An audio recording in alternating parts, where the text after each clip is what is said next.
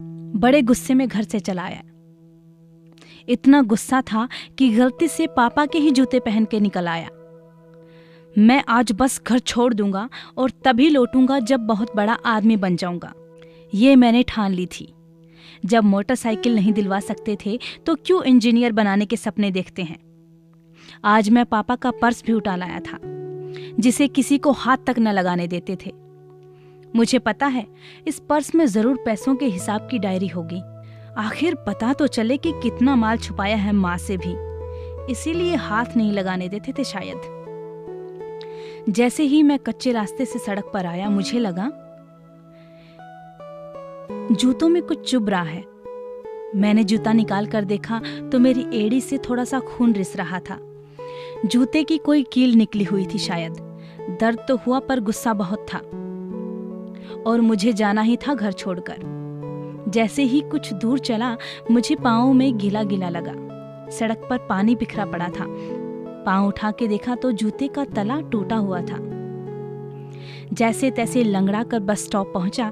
पता चला कि 1 घंटे तक कोई बस नहीं थी और मैंने सोचा क्यों न पर्स की तलाशी ली जाए। मैंने पर्स खोला और एक पर्ची दिखाई दी।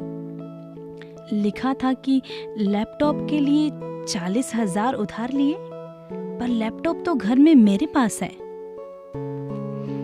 दूसरा एक और मुड़ा हुआ पन्ना मैंने देखा। उसमें उनके ऑफिस की किसी हॉबी डे का लिखा था। उन्होंने हॉबी लिखी थी अच्छे जूते पहनना। ओह, अच्छे जूते पहनना, पर उनके जूते तो। माँ पिछले 4 महीने से हर पहली तारीख को कहती थी कि नए जूते ले लो, और वे हर बार कहते थे अभी तो 6 महीने जूते और चलेंगे। मैं अब समझा कि कितने चलेंगे।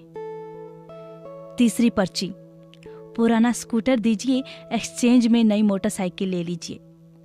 पढ़ते ही मेरा दिमाग घूम गया। पापा का स्कूटर? ओह, मेरा दिल बैठ गया। मैं घर की ओर भागा। अब पाँव में वो कील नहीं चुभ रही थी। मैं घर पहुंचा, न पापा थे और न स्कूटर। उफ, नहीं, मैं समझ गया कहाँ गए। मैं दौड़ा और एजेंसी पहुंचा। पापा वहीं थे।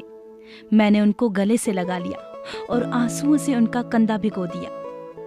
नहीं पापा, नहीं चाहिए मुझे नई मोटरसाइकिल। बस आप नए जूते ले लो और मुझे अब बड़ा आदमी बनना है, वो भी आपके तरीके से।